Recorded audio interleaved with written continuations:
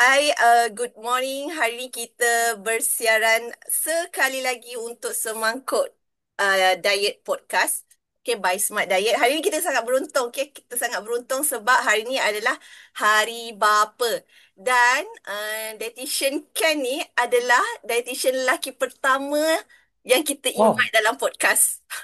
wow, So, wow. bersempena Hari Bapa dan dietitian pertama dah ada anak pun.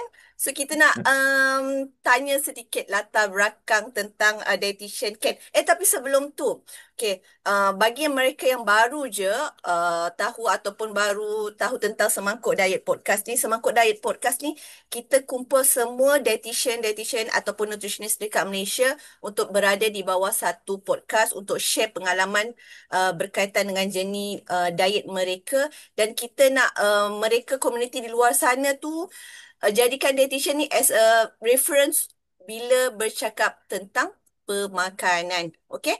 So back to our tadi tu a bit pengenalan untuk podcast kita lah. So dietitian kan boleh cerita your background.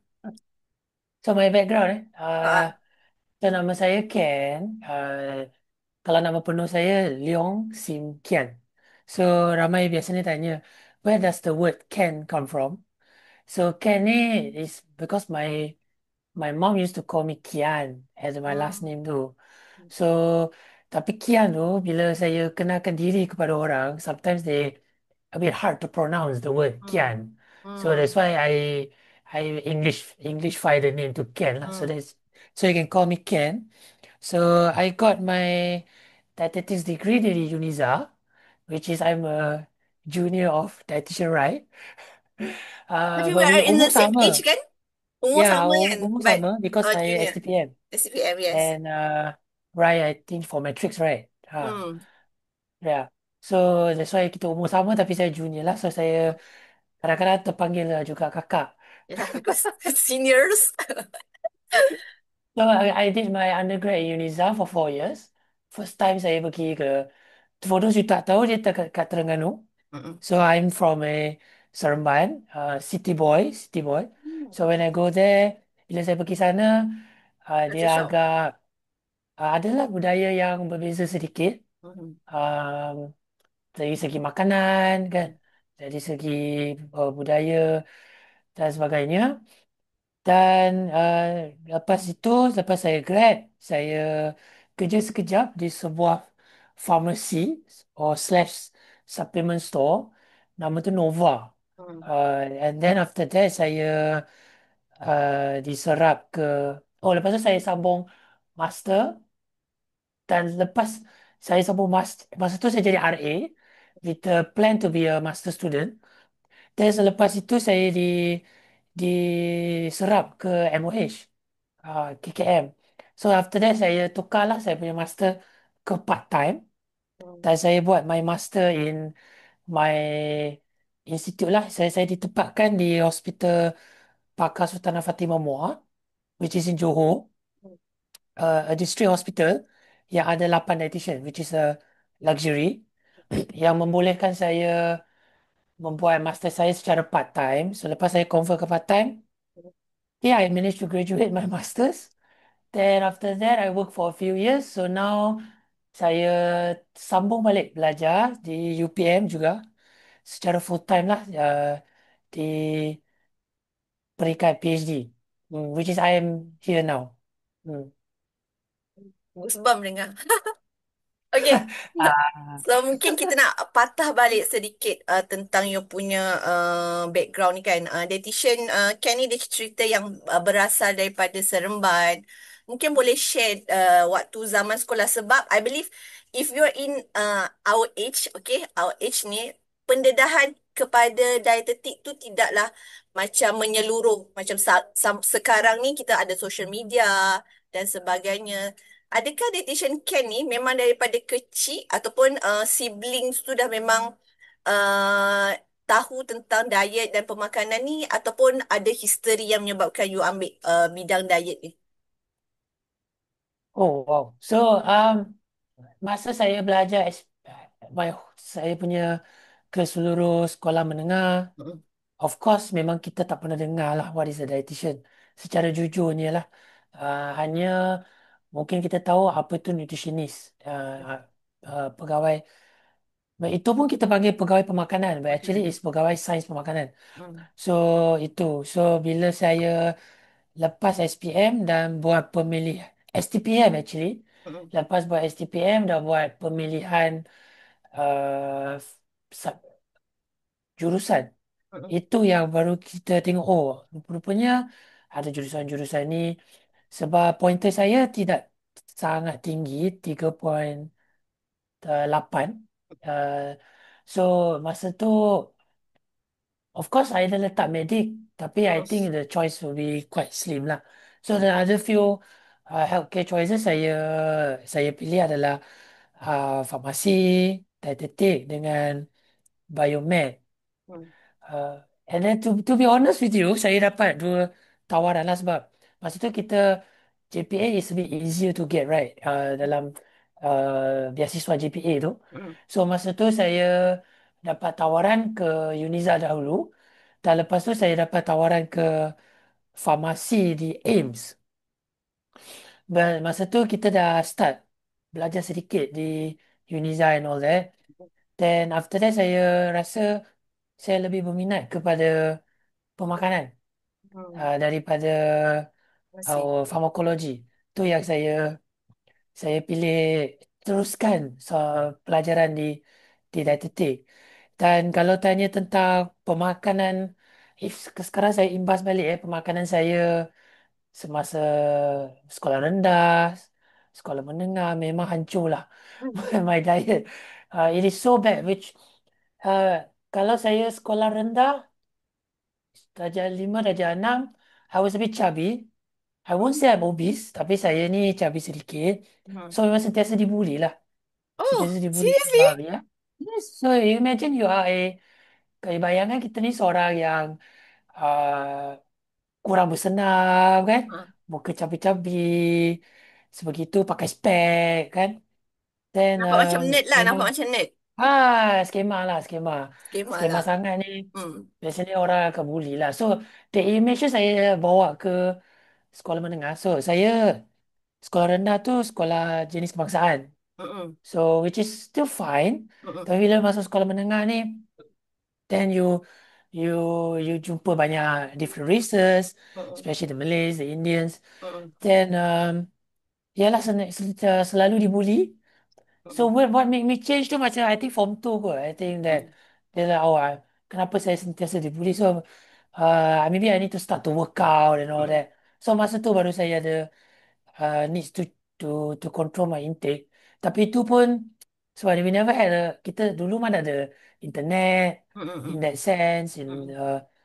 whatever information yang ni. So buat banyak kurangkan makan, tak Hmm. adalah follow protein or anything. So itulah, so that's how I a bit ke arah senaman masa tu.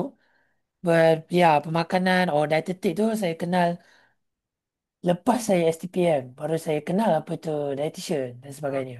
Hmm. So, tadi kan, I'm interested because bagi mereka yang tak tahu dietitian Ken ni dia Chinese.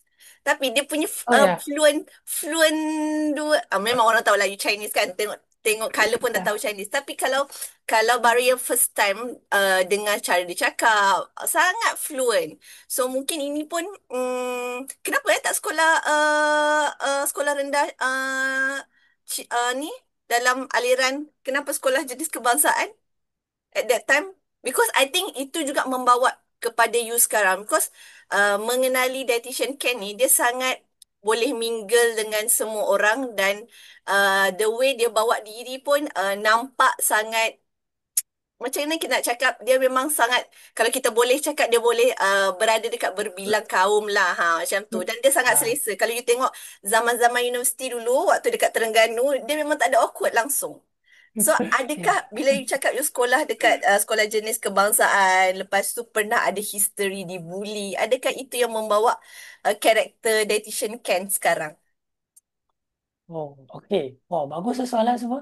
Ah, so, kenapa saya pergi sekolah jenis kebangsaan? I think saya pernah tanya lah my dad, Hmm. my mom, kenapa hantar sekolah jenis kebangsaan. Ada jawapan yang diberi adalah sebab nak mempelajari bahasa Oh, tambahan. okay. So itu adalah sebabnya. Dan mungkin sebab itu juga saya akan hantar anak saya ke sekolah jenis sekolah jenis kebangsaan, because kita boleh belajar bahasa yang lebih. So itu Hmm. yang antara sebab dia lah yang Hmm. dihantar. So bila saya ke sekolah kebangsaan tu, memang ada kekok sedikit Hmm.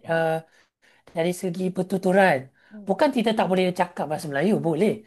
Tapi dia punya pertuturan tu sangat kekok. Hmm. Especially masa saya form 1 tu, saya ingat lagi. Kalau saya, like, contohnya kita cakap ketinggian kan, tinggi Hmm. orangnya. Kadang-kadang saya akan cakap panjang orangnya. Ya, Sebagai ya, ya, contoh, ya. Betul. uh, ataupun penggunaan bahasa. Hmm. Contohnya, saya ingat juga, saya belajar dengan kawan-kawan saya. Kalau dengan kawan Hmm. in Malay, Hmm. kita akan cakap aku dengan Hmm. kau. Hmm. Ah, tapi saya terbawa bahasa tu dengan cikgu. Which is sepatutnya kita guna saya dengan awak. Hmm. So, uh, perkara-perkara macam ni lah yang buat saya mempelajari macam mana nak bertutur dengan baik dalam bahasa Melayu. Yang somehow dia Develop your dia character. membantulah saya punya pertuturan di sini. Sebenarnya saya tak perasan pun yang pertuturan ni until mungkin dalam form 2, form 3 yang adalah pakcik-makcik Hmm. Melayu yang Hmm. baguslah pertuturan dan sebagainya. Baru, and to give a context, masa saya sekolah menengah, my best friend is a Malay guy, Hmm. Syamil nama dia. Hmm. So mungkin itu pun sangat membantu Hmm. dalam saya punya pertuturan lah dalam bahasa penguasaan bahasa Melayu. Hmm. Ya, So sangat interesting lah. So kita boleh tahulah why dietitian Ken ni in term of dia punya lenggok bahasa. Sebab I interested tau daripada dulu macam okay budak ni boleh cakap bahasa tu cantik because sometimes kalau macam like Chinese ataupun Indian dia akan prefer for English for speaking kan kalau macam kita ni. ya, Tapi dietitian Ken ni daripada awal kalau kita cakap dia memang cakap Melayu. Okay daripada ya, ya. zaman-zaman universiti pun dulu kan. Okay, so bila dietitian Ken cakap tadi pasal dibuli lah. So what is the worst scenario yang you pernah kena bully? Ingat tak? Okay, kalau saya sentuh pasal bully, so normally bully ni dia tak adalah bully sampai Uh-uh. pukul, tapi Mm. dia bully like sebab dia Emotionally bully bully? macam mana? Cara dibully tu macam mengejek, mengata, Mm. kadang-kadang dia conteng baju kita, dia Wow, conteng buku kita, benda-benda macam tu lah. Dan I know the the feeling. yes, the feeling of being bullied. Saya faham perasaan itu. Dan saya faham perasaan apabila kita rasa kita ni not worthy in a sense. Yang Mm. kita ni, sebab saya terfikir kenapa saya dibuli, orang lain tidak dibuli. Adakah disebab kaum dulu? When I, Mm-mm. bila saya fikir itu kan. Mm. Tapi bila saya tengok ada je kau orang-orang pelajar-pelajar Cina yang lain, India yang lain, dia tak kena bully. Mm. Sebab dia orang ni gangster sikit, garang sikit dan sebagai contoh, right? Dan saya ni kan, like, seperti saya cakap ni, saya Tidak ni baik lah. cabi, nerd kan, Mm. tidak bersenam. So lepas tu baru saya like, I know the jawapan yang political ni, oh sebenarnya kalau dibuli, kita kena cakap dengan cikgu dan Ah. sebagainya. But Ah. maybe in my time, uh, apa yang ni, apa yang saya cakap diri saya, Mm-mm. okay, saya kena jaga makan, Mm-mm. saya kena bersenam. Mm-mm. Bila you look better, you look, not to say better, you look healthier in a sense. Mungkin you boleh command a certain respect. Mm-mm. Then you kena stand up for yourself. You tak Mm-mm. boleh asyik ditekan, Mm-mm. asyik ditolak sini sana. So you Mm-mm. have to stand up for yourself juga. So bila saya ada personality yang sebegitu, kemudian barulah Nampak uh, change. nampak change, yes, kuranglah dibuli ataupun dah, Mm-mm. I think form 2 tu dah kurang ke tak adil lah bila you learn to stand up, and then you must uh, tunjuk yang you jaga diri jugalah, seorang yang menjaga diri juga. Hmm. Mm. Itu dan pengalaman. dan juga uh, dan juga of course, mungkin sebab bila kita boleh berkawan dengan semua orang, bertutur Mm-mm. dengan baik pun membantu jugalah um, di buat kawan dengan semua orang. Macam tu. Hmm. Faham, faham. Mungkin sometimes waktu tu orang tak tahu apa yang kita rasa, apa yang kita nak, apa yang kita nak explore ke. So orang pun, and then that time quite nerd kan. Then Yes, budak-budak yes. memang dia suka bully budak-budak yang agak chubby. Uh, That is yes. normal. But waktu itu sedar untuk kelihatan sehat tu sangat sangat sangat baiklah untuk budak sebenarnya. Bukan budak, Walaupun remaja lah like ya. form 2 kan. Okay, Hmm. itu serba sedikit tentang dietitian Ken punya pengalaman waktu sekolah menengah. Okay. Kita juga nak tanya sebab dietitian Ken ni dia bermula startnya kerjaya tu di bidang retail. Okay, bila Hmm. dietitian di bidang retail, kalau sekarang, kalau sekarang quite normal lah. Tapi macam kalau dulu, adakah waktu dah masuk MO, MOH kan? Waktu dulu, Hmm. sebelum ambil retail, lepas tu terus start dietitian kan? Terus diserap kan? Ya, so saya boleh cakap saya Master ni dulu. Master dulu. You buat master dulu kan? ya, ya, Buat ya, master dulu. ya. So ada tak perception waktu yang nak start jadi dietitian tu because you are from retail sector. Ada tak that kind of perception? Perception bagaimana maksudnya? Perception macam you jual suplemen. So dietitian ni daripada bidang suplemen macam orang tak berapa nak prefer. Ada tak macam tu? Ke okay je tak ada masalah waktu tu? Ataupun waktu di interview because I have pengalaman lah. This is my pengalaman kenapa mungkin I ada berada di sini sekarang dan tak berada di your side ke macam tu. No, no. Lebih kurang macam waktu I kena interview dulu kan. Waktu kena interview dulu, dia tanya kenapa nak jadi dietitian because I'm also from the retail sector, you know kan. Uh, Hmm. saya cakap this is a pathway for now. Tapi kenapa kita jadi dietitian dekat bahagian retail untuk pada ketika itu ialah satu sebab kerja lah. Okay. Satu lagi sebab kita stand sebagai dietitian untuk educate pesakit lah ataupun untuk educate klien. Kita bukan just simply okay ambil di suplemen. Kita educate dulu then apa yang dia perlu baru dia dia ambil. Tapi I think waktu tu I tak tahu siapa I punya penemu duga. Dia macam really against the supplement thingy during that time. During that time. Because I tak tahu kenapa.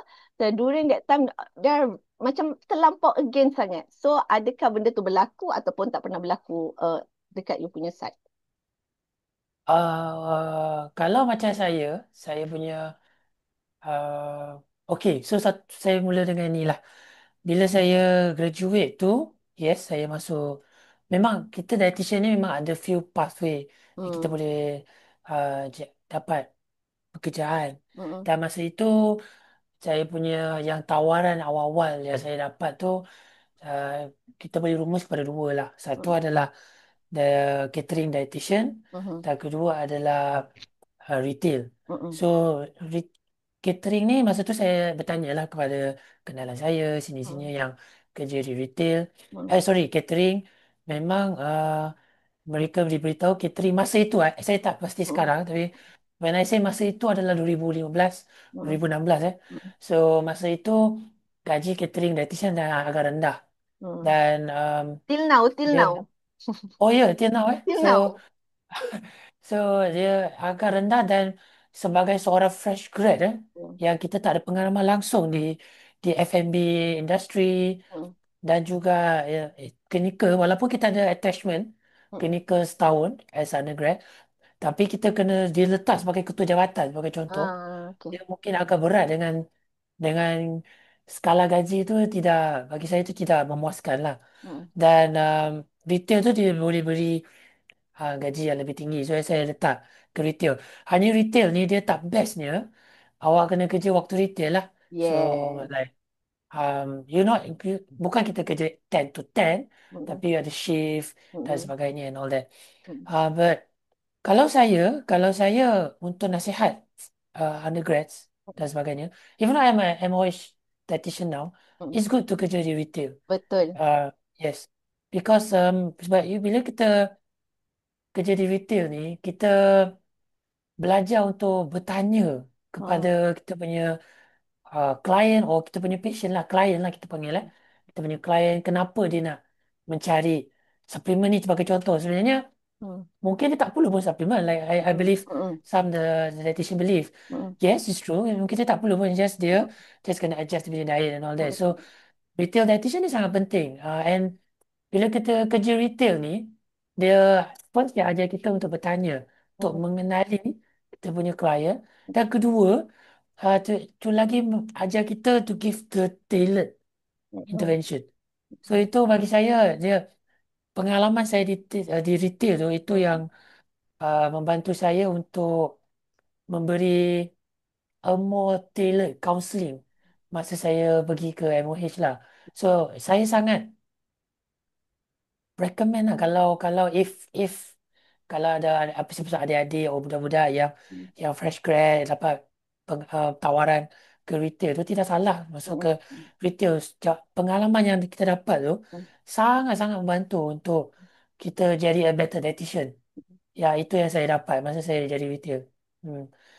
Dan nak jawab soalan Rai, did my experience as a retail hindered me atau kacau saya masa saya interview SP itu? Tidaklah sangat. Sebab not really. Because kalau saya faham kadang-kadang persepsi tu kita masuk retail ni kerja kita hanya nak jual suplemen.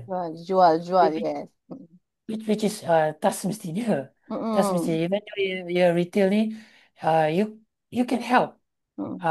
your patient tanpa suplemen. But in fact, satu lagi point, bukan semua produk yang di farmasi tu like, oh supplementnya terus tidak perlu. Sometimes Mm. certain people, they need in terms of Mm. kalau pengambilan dia tidak cukup Mm. dari segi kalori atau protein atau Mm. certain vitamin mineral Mm. yang diperlukan apa kita tak perlulah like Mm. Too terlalu rigid. too rigid yang oh dia memang tak boleh. Itu Mm. memang silap lah. So kita kena ni. So bukan semua orang perlu suplemen. Mm. Kalau kita ada pengambilan yang seimbang, Mm. kita memang tak perlu suplemen. That is the truth. Mm. Tapi kita kena ada pragmatik yang bukan semua orang dengan gaya hidup sekarang, Betul. waktu kerja sekarang, mampu untuk mendapatkan daya seimbang sepenuh masa. Itu Betul. yang kita kena terima juga Mhm. sebagai dietitian. Yes. Mm. So, Hmm. the last point yang you cakap tu, I pernah cakap dalam waktu interview. Bukan semua Hmm. orang, lagi-lagi berada di Lembah Kelang, okay, berada di Lembah Kelang, everyone macam sangat rushing. So, ada Hmm. perkara yang mungkin kita boleh educate as a dietitian secara makan kita punya makan sihat lah semua kan. Kita punya pinggan sihat dan sebagainya. Tapi ada benda yang bila kita borak dengan pesakit ataupun kita borak dengan klien, kita tahu dia tak cukup. And then dari situ kita approach dia punya suplemen dan sebagainya lah ketika waktu Hmm. bekerja. Tapi saya, my experience during that time, kita memang boleh rasa during that time my interviewer, I think, I tak tahu siapa tapi quite lama sikit waktu tu dan tak berapa nak berminat lah. Tapi Alhamdulillah, which is sekarang ni, kita dah lebih macam terbuka sedikit. Even waktu masa hari tu di UKM, kita memang ada satu topik yang memang suplemen sahaja. So macam Yes. mana kita nak masukkan suplemen tu dalam pemakanan pesakit. So tu sedikit sebanyak tentang uh, apa ni, perjalanan career dietitian Ken. Lepas tu baru-baru ni, okay, baru-baru ni ada perjumpaan. Kita terlihat lah dietitian Ken ni punya Instagram kan, dia ada perjumpaan NA NAPD NADP N Uh, NDAP NDAP. NDAP Yes. the Yes. Anken 2025 kan, di mana 12 negara Asia, apa ni, dietitian di 12 negara Asia berada di satu tempat. So mungkin dietitian Ken boleh share sedikit tentang program tersebut. Oh, okay. So sebenarnya NDAP NDAP tu dia nama untuk conference di Philippines. So Mm, di Filipina, mereka punya conference dia bergabung. So mm, maksudnya nutrition dengan dietitian dia bersama satu mm, association. Dia mm, berlainan di Malaysia lah mm, yang kita dia berpisah nutrition mm, association dengan dietitian association. mm, So dia sebenarnya di bawah satu program namanya AYDN, Asian Youth Dietitian Network, yang di awal di akhir tahun lepas mm, saya dijemput oleh dua lelaki wakil dietitian di Malaysia, Mr. Eng Kafu dengan Mr. oh, Georgian Tai. mm, So mereka merupakan the the Malaysian representative lah, perwakilan Malaysia ke mm, network ini. Network ini merupakan dia ditubuhkan di Jepun, mhm, yang dia nak kumpul semua dietitian muda Asia mm, yang untuk memperkasakan mm, profession dietitian ni di Asia. So mm, apa yang kita boleh buat untuk meningkatkan our visibility, mm, to showcase kepentingan kita kepada profession-profession lain. So mm, dia diwujudkan, saya tak salah saya, 2022 atau 2021. mm, Dan uh, ya, dan setiap tahun biasanya dia akan ada satu perjumpaan mm, secara fizikal. Biasanya kita jumpa setiap 2 minggu secara mhm, online sebab kita uh, semua di negara-negara berlainan. mm, Dan setiap tahun kita biasanya akan jumpa di satu secara fizikal, dan kita akan uh, dipelawa lah oleh mana-mana. Contohnya di tahun ni kita dipelawa oleh um, conference NDAP. mm, So Philippines Association dijemput kita untuk hadir ke conference itu mm, untuk bentang kita punya data, dan mm, kita berjaya bentangkan, kita ada collect satu data yang kita membandingkan undergrad maksudnya uh, ijazah muda mm, dietetik setiap negara mm, ASEAN negara, 10 negara ASEAN, dan kita buat perbandingan. So negara ni dia belajar banyak apa, negara ni dia belajar mm, banyak apa. Itu satu dalam segi coursework. mm, Kedua, clinical internship, maksudnya dia punya peletakan klinikal, peletakan community, peletakan catering dan penempatan, dan juga mm, komposisi pensyarah juga. So kita mm, buat perbandingan antara ni tiga dan kita bentang data itu tahun ni lah. Dan kita tengah siapkan manuskrip itu, diharapkan bulan depan dah boleh terbit atau satu bulan mm, lagi kita boleh terbit data itu. Dan uh, saya akan share lah ke Dietitian Rai. Mungkin Dietitian Rai boleh share di podcast dia. mm, Semua, terutamanya semua dietitian tu mm, baca lah apa mm, perbezaan-perbezaan dietitian, memang berbeza, memang agak berbeza mm, setiap negara punya mm, ni. So itu apa yang saya terlibat lah dalam dalam masa tu. Dan juga bila kita jumpa fizikal, mm, meeting antara agenda kita adalah setiap negara untuk membentang wakil untuk membentangkan apa projek yang kita ingin buat di negara kita. mm. So macam saya bentang lah saya punya projek PhD. Wow. Ada mungkin ada dietitian lain dia bentang projek dia, dan Mm. kita memberilah konstruktif komen untuk Oh, memperbaiki dia punya protokol, dia punya manuskrip, supaya sebab yang AYDN ni dia dinaung oleh seorang profesor, profesor Jepun, Profesor Yamamoto, which is very senior professor. I think umur dia dah 80 lebih. wow. He is very very physically active. Dia boleh Cepat sihat. berjalan. Wow. Yes, 1 2 km 3 km. Contohnya saya ingat lagi kita punya masa di conference di Philippines tu, conference di hotel ni. So Mm, kita punya meeting di hotel ini. So mm. jarak jalan mungkin 2 km dan sebagainya. Profesor tu boleh berjalan. That's why saya kagum Wow. dengan orang Jepun di Wow. sini yang so he memang selalu emphasize kita dietitian kena publish banyak supaya profession lain boleh mengenali kita dengan lebih baik. So itu dia punya intilah yang kita buat. Okay, from that side of publish banyak academician, dietitian lah kan. Tiba-tiba nak publish banyak tu pening pula. fikir PhD nanti. Okey, tak apa. Tadi Dietitian Ken cerita projek PhD. Kita nak tanya juga waktu buat master dulu, what is your topic yang you choose untuk topik master, dan sekarang PhD sekarang lebih kepada topik apa? So bila saya sebelum saya masuk MOH, saya Hmm. memang jadi RA Hmm. kepada satu research team Hmm. yang masa itu uh, research itu adalah bertumpu kepada pesakit dialisis, Oh. hemodialisis secara khusus. Dan mereka tengah mengaji Hmm. adakah memberi suplemen vitamin E Oh. yang dibuat daripada minyak sawit buatan Malaysia Hmm. akan membantu dalam segi mengurangkan risiko kardiovaskular. Hmm.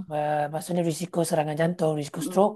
Hmm. Maksudnya markers-markers dia Hmm. ke, di kalangan pesakit dialisis. Hmm. Sebagai secara umumnya, Hmm. kalau pesakit pesakit dialisis ni dia punya risiko untuk mendapatkan serangan jantung, stroke Hmm. dan sebagainya Hmm. adalah 2 ke 3 kali ganda berbanding dengan like, right, Hmm. orang biasa. So Hmm. itu adalah that's why kita tengok itu. So itu dia punya, so masa saya ada hubungan dengan itu.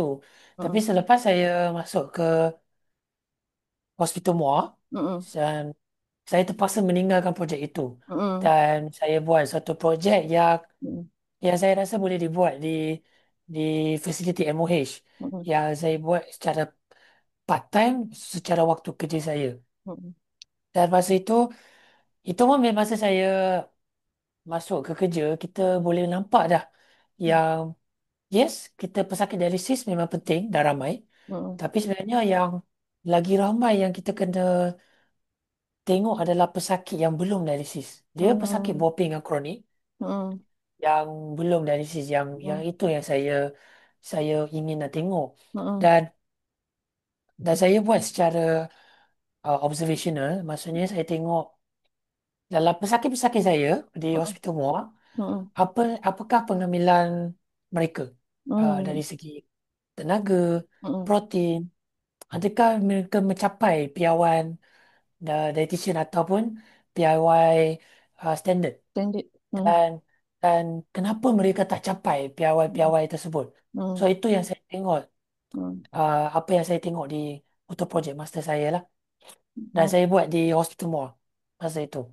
Oh, so lebih kepada pengambilan pemakanan pengambilan pemakanan pesakit yang related dengan buah pinggang.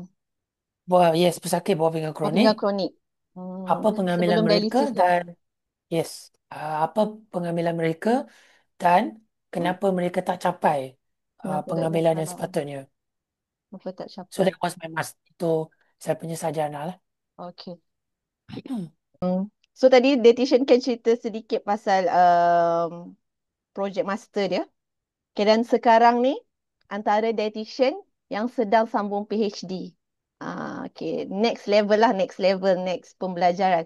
So kenapa sambung PhD? Kenapa sambung PhD dulu? Hmm. Okey, jawapan peribadinya, uh, dia disebabkan saya nak belajar benda baru. Itu Hmm. itu jawapan yang ni lah. Hmm. Dan saya nak cabar diri saya Hmm. untuk satu milestone dalam kehidupan lah. Hmm. Sebab sebagai konteks, um, tempat yang saya bekerja sebelum ni, Hospital Muar, saya ada bos yang sangat baik. Hmm. Um, dan tetamu sebelum, Puan Fatimah, Betul. Hmm. dia adalah rakan sekerja saya. Hmm. Dan masa saya di MUA tu, saya memang sangat bernasib baik. Saya ada satu tim dietitian yang sangat committed, Hmm. rajin, dan boleh bekerjasama. Hmm. Dan masa saya bekerja sana memang it's very comfort, very very nice. Sebab itu saya boleh siapkan saya Hmm. punya master Hmm. secara uh, part time di Hmm. waktu bekerja. Hebat So lah. ya, memang kita dan bukan dietitian saja, Hmm. dan juga kalangan doctors di sana, Hmm. physicians, doctors, Hmm. nephrologists yang sangat-sangat baiklah sebab kalau bekerja di district hospital ni, dia staff Hektik. dia tidak begitu ramai Mm-mm. seperti hospital negeri Mm-mm. seperti Johor Bahru, Mm-mm. Seremban dan sebagainya. So, staff dia Mm-mm. lagi senang dikenali sebab Mm-mm. kita akan jumpa selalu Mm-mm. staff-staff semua dan Mm-mm. so I had a very good time, a great time. Saya Mm-mm. ada masa yang terbaik lah di Patut nampak happy je kerja as a dietitian. Previously ya nampak ya macam memang kawan-kawan lain dia macam ada struggle juga. Tapi nampak dietitian kan ya ni macam happy sangat life dia ni ya. ya so memang saya memang bernasib baik lah kerja di Hmm. Hospital Muar. Hmm. Ya, saya tahu ada tempat kerja yang Hmm. bukan semuanya indah, Yeah. tetapi memang di Hospital Muar memang sangat sangat best Hmm. dan saya takut untuk Hmm. kepada diri saya. Ya, Hmm. bila saya terlalu selesa, Hmm. saya tidak berkembang secara Hmm. peribadi. So, Hmm. saya mohon Hmm. untuk sama belajar bawa HLP. HLP. Maksudnya Okay. hadiah latihan persekutuan Hmm. di KKM. Hmm. Saya mohon itu pun bos saya pun menyokong Setuju je. saya sama Ada yang belajar. susah. So dia pun walaupun beliau akan Kehilangan. kurang satu Hmm. staff Hmm. selama satu waktu, Hmm. tetapi beliau pun masih menyokong saya untuk sama belajar Hmm. dan saya bertemu juga dan Hmm. saya dapat Hmm. peluang itu dan itulah sebab saya mohon dan saya sambung. Ya, Hmm. memanglah dia memang berbeza lah kita Hmm. sama belajar ni dengan kita bekerja. Hmm. Hmm. So what is your topic? Dan anggaran berapa lama akan habis? PhD di Malaysia PhD di Malaysia. Wow. Uh, so, jangka masa yang diberi oleh MOH adalah 3 tahun. So, rasanya saya Aha. dijangka untuk habis awal tahun 2027. So, Oh. itu jangkaan MOH lah. Uh-uh. Tapi, okey, apa yang saya buat untuk PhD saya, dia sambungan daripada master saya. So, Hmm. master saya, kita tengok apakah pemakanan Hmm. pesakit buah pinggang kronik, Hmm. bukan dialisis. Dan Hmm. kita tengok memang pemakanan dia sebagai rumusan, kalau saya counseling atau saya Hmm. memberi konsultasi Hmm. pemakanan Hmm. 10 pesakit, Hmm. hanya 3 sahaja yang berjaya mengikut apa Hmm. yang saya nak. Hmm. Maksudnya 7 tidak dapat ikut. Hmm. Hmm. Dan salah satu cara kita nak cuba untuk meningkatkan peratusan ketidakpatuhan diet ni, kita nak menggunakan telefon. So, um, kita ada wujudkan satu aplikasi Hmm. di telefon yang kita nak menguji secara klinikal sama. Maksudnya klinikal tu kita menguji di hospital lah, di hospital, Hmm. di klinik pesakit-pesakit. Hmm. Sama ada dengan penggunaan aplikasi itu, Hmm. dia akan meningkatkan kepatuhan dia Hmm. kepada pemakanan buah pinggang kronik. So itu adalah PhD saya lah, Hmm. secara ringkasnya. Okay. Kalau ini adalah soalan netizen, soalan orang-orang rakyat biasa, rakyat marhain semua kan. Okay. Kalau pesakit buah pinggang ni, soalan yang ditanya secara general, dietitian kan, pesakit buah pinggang kronik ni nak makan apa? So what is your uh, jawapan? Kalau that kind of soalan. So kalau jawapan yang sangat soalan yang sangat sangat umum ini, Ah, biasanya kita kalau sebagai dietitian uh-uh. kita kena cakap jawapannya bergantung. Mm. Jawapannya bergantung. Uh, Sebab satu benda yang saya selalu cakap dengan pesakit-pesakit saya, mm, setiap pesakit mm, mempunyai pemakanan yang berbeza. mhm, Tiada satu pesakit yang mempunyai pemakanan yang uh, mungkin hampir sama, tetapi dia mm, tidak akan sama dari A to Z. Saya mm, bagi sebagai contoh, kalau kita bagi yang pertama adalah mm, pemberian keperluan tenaga seharian. mm, mm, Itu sangat bergantung kepada mm, pesakit. mm. Sama ada dia berat dia okey, Aktif. Mm, berat dia kurang, atau dia seorang yang aktif, mm, uh, ketinggian dia, mm, berat badan dia sekarang. So, mm. itu sahaja, keperluan tenaga sahaja dah berbeza. Varies. Itu pertama. Dan kedua, keperluan protein. Mm, Kita kena tengok tahap kerosakan di mana. mm, Adakah dia ada simptom-simptom yang memerlukan kesekatan yang lagi banyak atau dia sebenarnya memerlukan pengambilan proteinnya lagi banyak. Mm, Walaupun dia mm, pesakit buah pinggang kronik. So mm, itu hanya adalah dua makronutrien yang mm. uh, itu dua saja. Jadi Aduh. saya tak masuk lagi karbohidrat. Kalau Mm, pesakit itu ada kecil manis ke tidak. mm. Karbon ni tak masuk lagi kepada Potasium, micronutrients. mm, Kepada potasium, dia punya pengambilan fosfat. pengambilan fosfat. Tapi kalau secara itu maksudnya bergantung. So Mm, memang kalau ada pesakit saya ni, saya memang bergantung. mm, Jom kita kenal lagi lanjut. mm, mm, Apa keperluan dan sebagainya. So mm, itu jawapannya lah mm, kalau saya tadi. Tapi kalau satu yang secara umumnya semua mm, orang akan diperlukan adalah diet rendah garam. mm, So itu adalah asas mm. kepada semua pengambilan diet buah pinggang kronik. Peminggang. Okey. Kita kena faham dan amalkan diet rendah garam. Itu Mm, sangat penting. mm, mm. So, Ya, dietitian care ni antara dietitian yang menjadi rujukan lah even mungkin tak tahu dekat dietitian lain tapi dietitian Rehanah ni memang pun kalau related tentang buah pinggang saya dah jadi macam nervous sikit sebab bila bercakap tentang buah pinggang pesakit ni dia jadi salah satu benda yang kronik tapi sebenarnya bila kita check balik pesakit buah pinggang ni dia akan related anything dia akan related balik dengan NCD. So when kita kita adjust balik NCD dia perlahan-lahan, at least selepas 3 bulan kita akan nampak juga improvement dekat dia punya buah pinggang. Walaupun tak betul. banyak tapi akan sedikit jugalah akan ada improvement. So dijangka 3 tahun dijangka Ya, 3 tahun lah. dijangka harapnya boleh siap lah dalam masa 3 tahun. Okay. So far sekarang dah sampai mana? Sebab Uh, plan juga plan.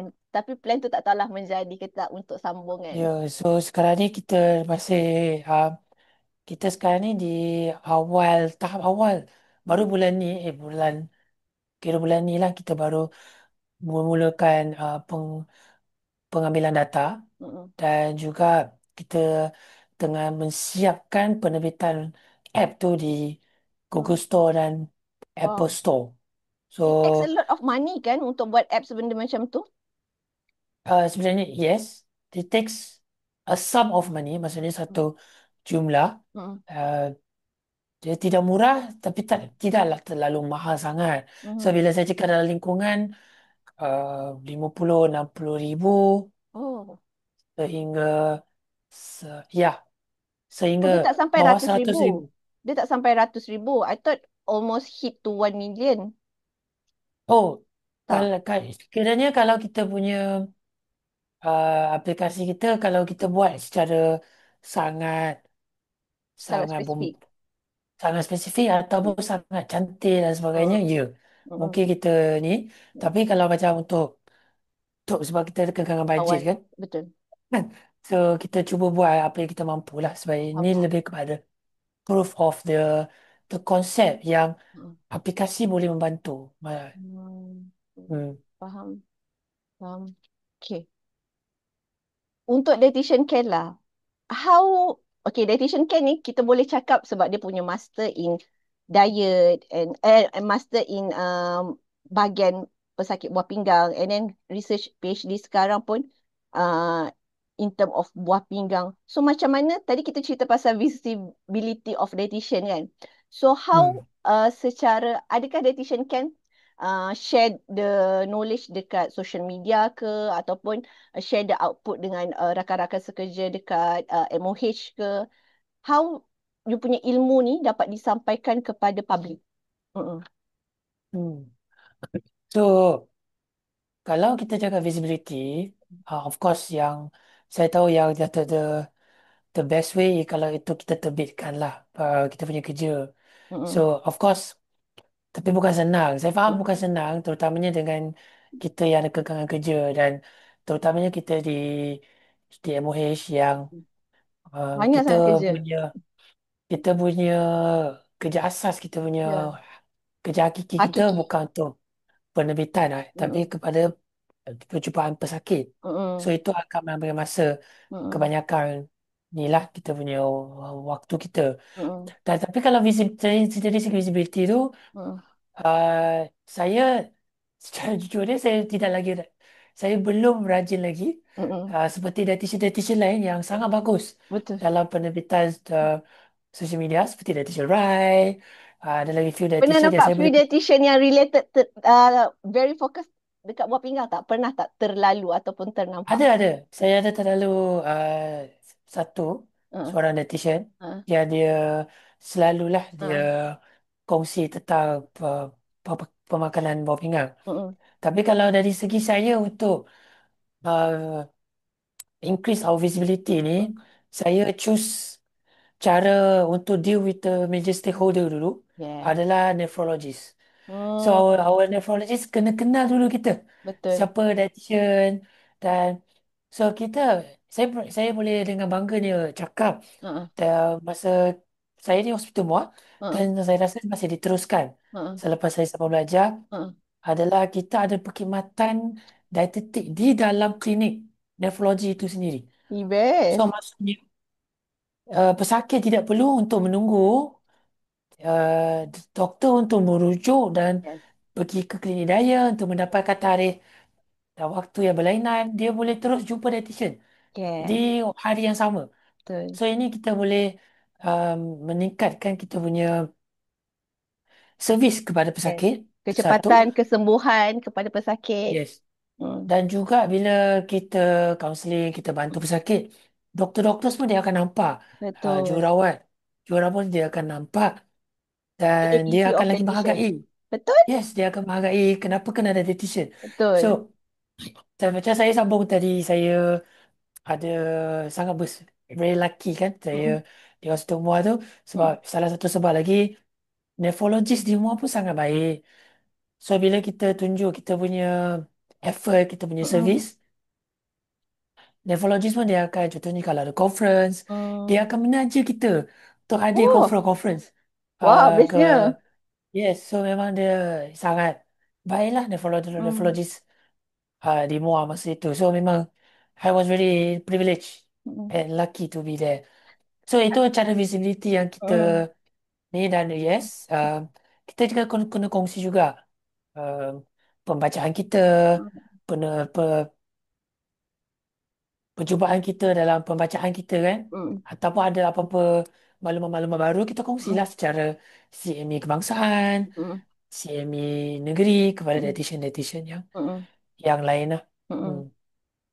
Okay, which is very, very good. Bila dietitian can cakap pasal in-house uh, uh, clinical dietitian dalam klinik tu, sebenarnya I think pernah bagi tahu tapi jangan mention dekat podcast lah. I pernah bagi tahu dekat apa ni dietitian Ken because I in-house dekat satu klinik dekat hospital tu kan. Waktu tu jadi Hmm. like macam tengok lah waktu tu kita study kan. Tapi bila cakap macam tu, dia macam satu benda yang sangat sangat kena ada di semua hospital lah. I think lagi senang. Tapi cuma kita tak cukup Ya, kaki tangan lah. Of course kita tak cukup kaki tangan. Dia nak kena jumpa doktor dulu and then set appointment then baru jumpa dietitian. Tapi waktu kita berada di klinik tersebut, klinik tu, bila lepas doktor jumpa and pakar terus refer kepada dietitian. Kita student kan. So student diet master. So terus jumpa. And then terus boleh bercakap tentang makanan. After lepas perjumpaan tersebut, lepas sebulan, patient banyak improve. That's why macam memang perasan lah kenapa pakar tu pun memang suka I dekat situ waktu tu. Sebab dia help. Ya, bila dietitian kan cakap macam tu, nampaklah kepentingan dietitian berada di klinik doktor klinik-klinik yang tertentu ni lah. So bagi mereka yes, yang tak faham mungkin bila anda pergi ke hospital, kita ada klinik macam-macam klinik dalam hospital tu. Contohnya orto, kita ada gastro, kita ada apa lagi klinik? Nefro macam tu. So bila nak jumpa doktor ni dia spesifik berkaitan tentang penyakit bukan penyakit, penyakit yang kalau orto tulang-tulang lah. Okay. Tapi kalau doktor tu rasa ada pesakit ni kurang nutrien ke, dia baru akan refer. So, bila nak refer tu, it takes time. Okay, it takes time untuk jumpa dietitian. Akan ada lagi satu appointment. So, kadang-kadang untuk pesakit tu datang kembali tu pun kadang-kadang akan ada default. Sebab yes. pesakit rasa macam banyak sangat appointment kan. So bila ada in-house dietitian dekat klinik tersebut, dia lagi mempercepatkan tahap kesembuhan lah. Cuma kita faham dia adalah satu tak cukup kaki tangan lah buat masa sekarang.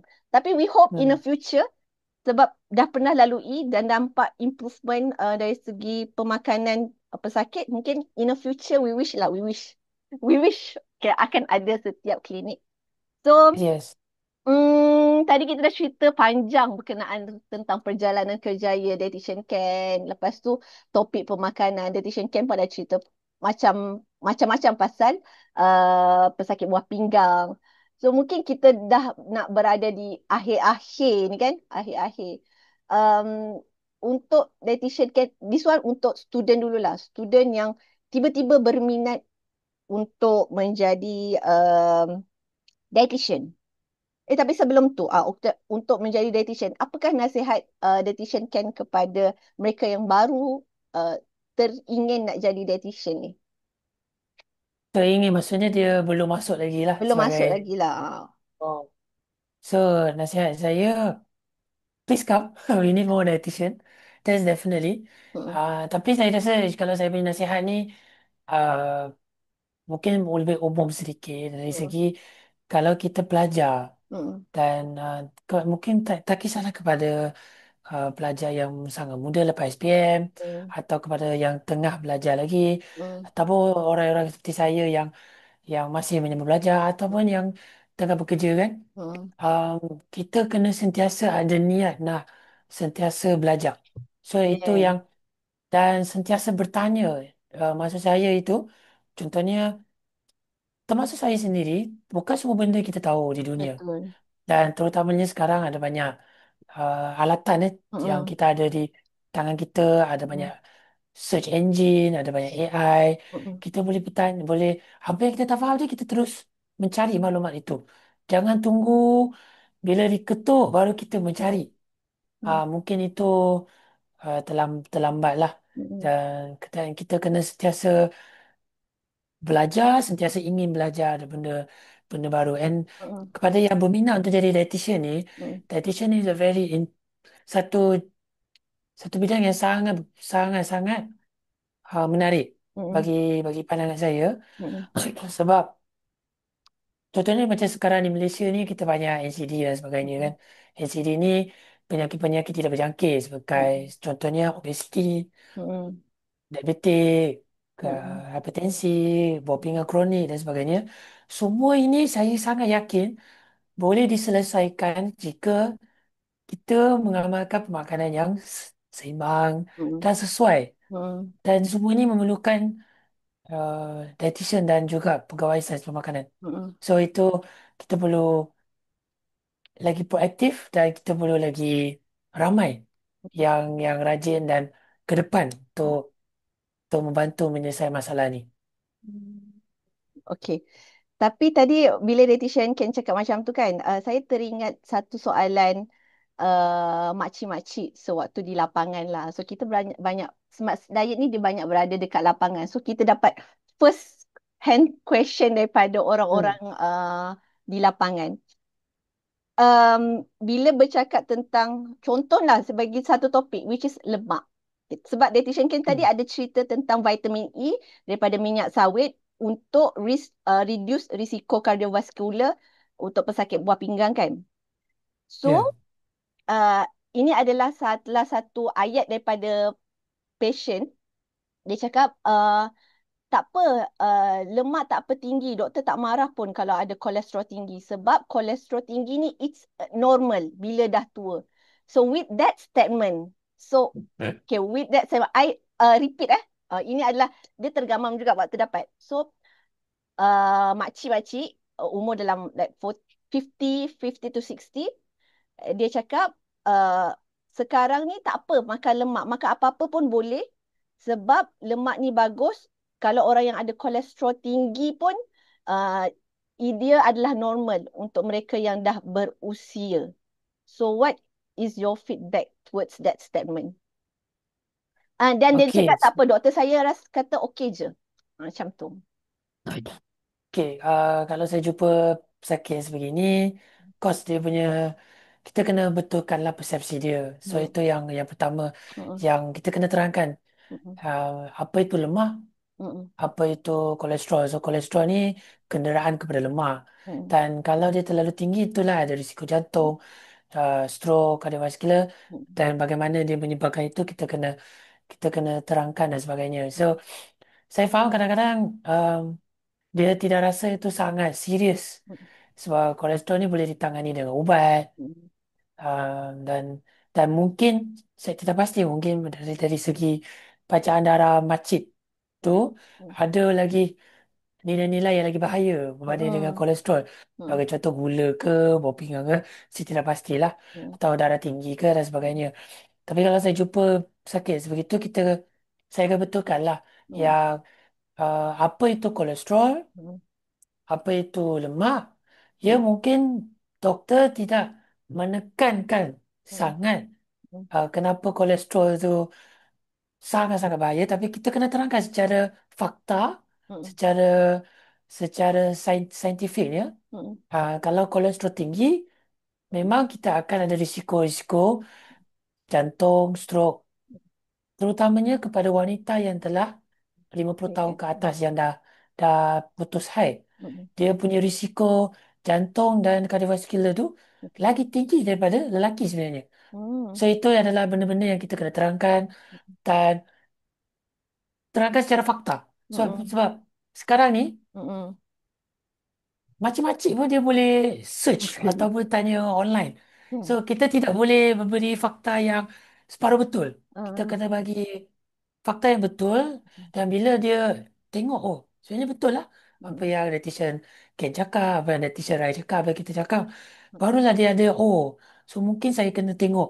Dan dan saya selalu cakap dengan netizen-netizen lain mm, ataupun student-student, kita bila berdengar manusia ni, mm, kita especially untuk kita dietitian, mm, kita bukan menjual ubat. In the sense kita jual ubat tu, patient makan dia akan ada penambahbaikan serta-merta.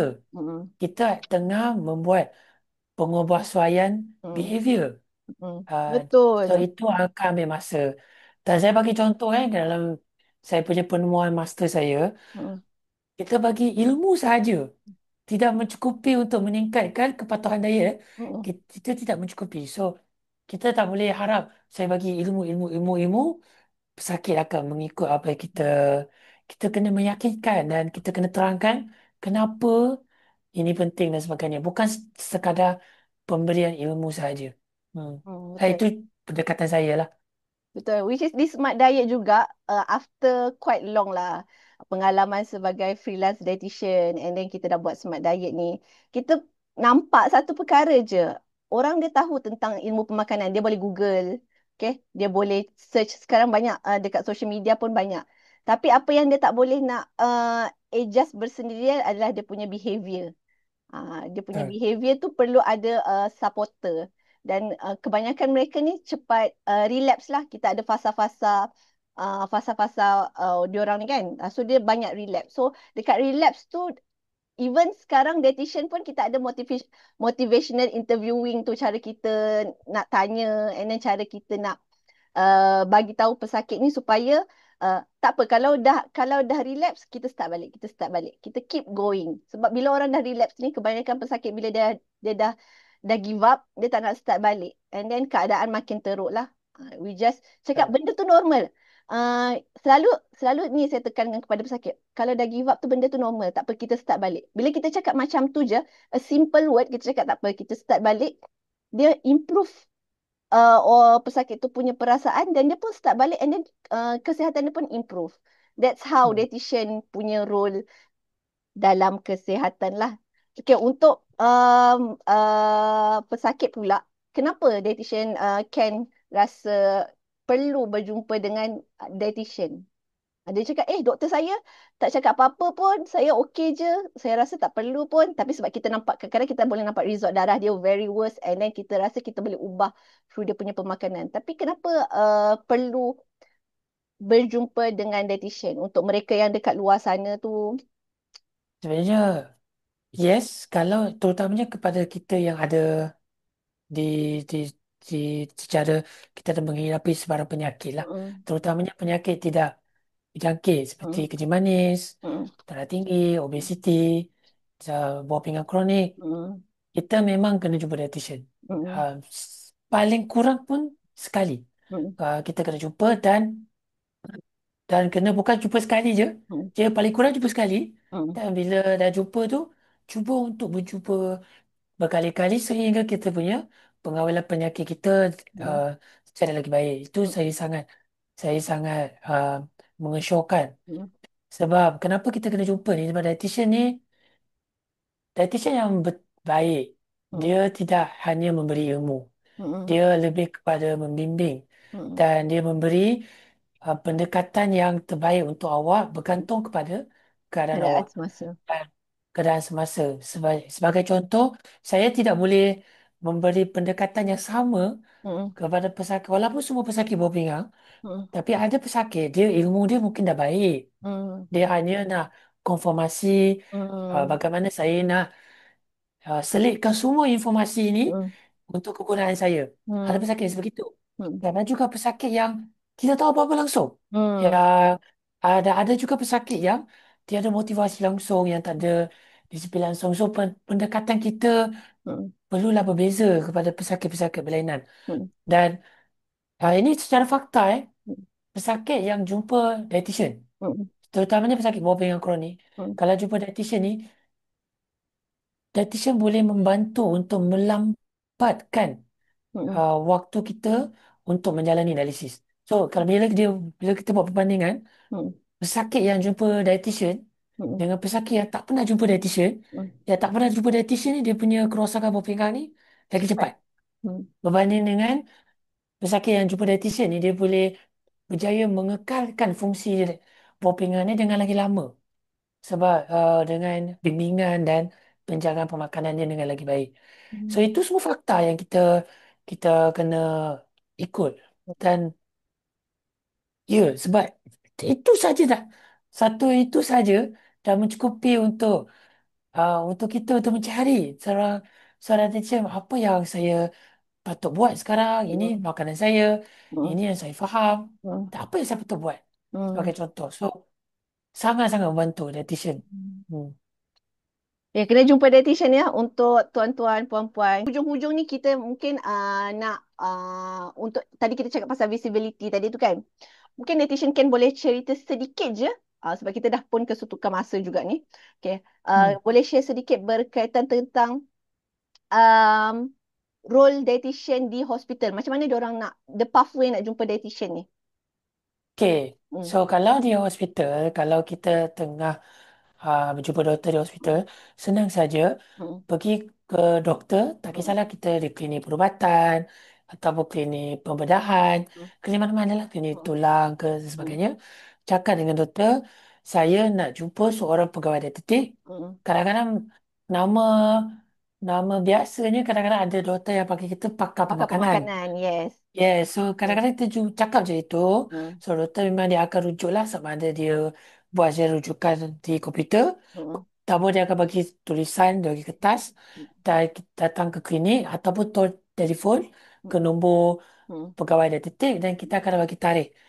Itu Hmm. di pesakit di hospital. Hmm. Kalau pesakit di klinik kesihatan pun sama, pun minta doktor untuk tulis rujukan untuk menjumpa kepada doktor pemakanan atau pakar pemakanan ataupun pegawai dietetik lah.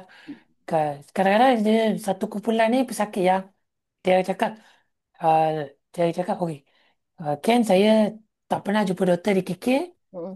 saya tak pernah jumpa doktor di hospital, macam mana saya nak jumpa dietitian di di KK? Hmm. So boleh juga pergi ke mana-mana klinik kesihatan, Hmm. jumpa dengan doktor dan terus cakap je saya nak jumpa dengan Faham. doktor diet, pegawai dietetik dan Kadang-kadang dia akan susah terus. kan nak cakap dia punya pegawai dietetik. Dan orang akan terus claim Ya, apakah pemakanan. So kalau cakap pakar ya, pemakanan ya. terus jam okey dietitian lah tu. Yes, Gitu. yes. So begitulah. Hmm. Kalau tapi kalau yang di bandar ramai lagi yang Hmm. kita search online sekarang banyak Hmm. dietitian yang kita boleh jumpa. Contohnya dietitian Rai lah Hmm. yang kita boleh cari.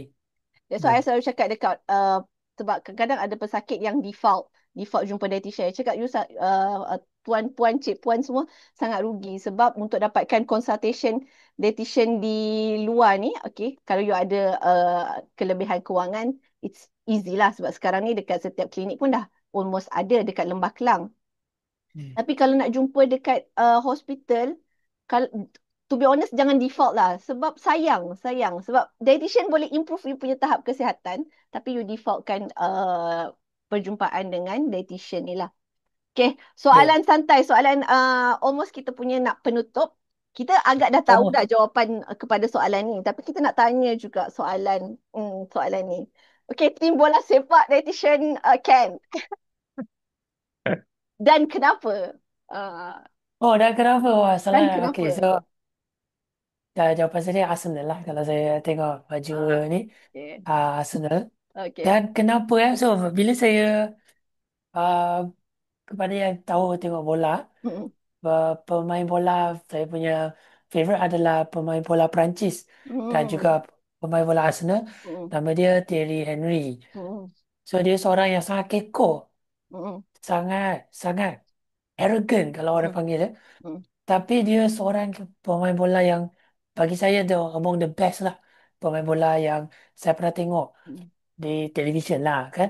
Dan bila saya mula-mula tengok bola dulu-dulu masa Mm-mm. sekolah menengah dan sebagainya. Masa tu memang saya tengok, oh, ada pemain bola ni, Ah, Thierry Henry, dan saya sukalah tengok Arsenal sebab dia main di sana. Dan dulu saya dengan kawan baik saya dulu, eh, ah. kita dulu Syamil tu, suka yang main Syamil FIFA. tu. Ambil kan, kita suka main FIFA lah, kita main Ah. FIFA, PlayStation. Sebagainya memang saya sentiasa pilih Arsenal lah sebagai tim tu. Mm. Sehinggalah sekarang yang dia sekarang ni masih okey tapi ada satu masa beberapa tahun yang lepas dia Arsenal ni kurang megah lah, Mm. senang kata selalu di di Ejek-ejek sikit. dikalahkan tadi AJ Ah, tapi ketaatan tu tetap tidak berubah lah. Betul. Macam itu sebab saya tak faham lah dia macam bola ni bila dah suka satu ni dia takkan berubah. Betul, Macam tu. betul. Hmm. Sebab husband saya pun Arsenal. So, itulah. Bagus.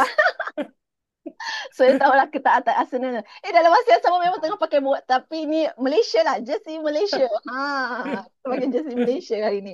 Okay, Okay. itu saja kita punya sedikit perkongsian. Mungkin kata-kata penutup kita ada like 4 minutes untuk kata-kata penutup Oh. dietitian Ken kepada Smart Diet dan kepada viewer. So, apa kata-kata ni. So, thank you so much for ada jemput saya untuk hadirkan podcast ni. Hmm. Memang saya sebagai peribadi pun saya suka dengar podcast. Memang saya suka dengar podcast sebab terutamanya kita tengah drive kan kita selalu Ah. nak belajar benda baru dan ni dan kalau kepada sesiapa yang memerlukan pembimbingan Hmm. dari segi diet dan sebagainya. Hmm. Personally saya memang kenal Letitia Rai.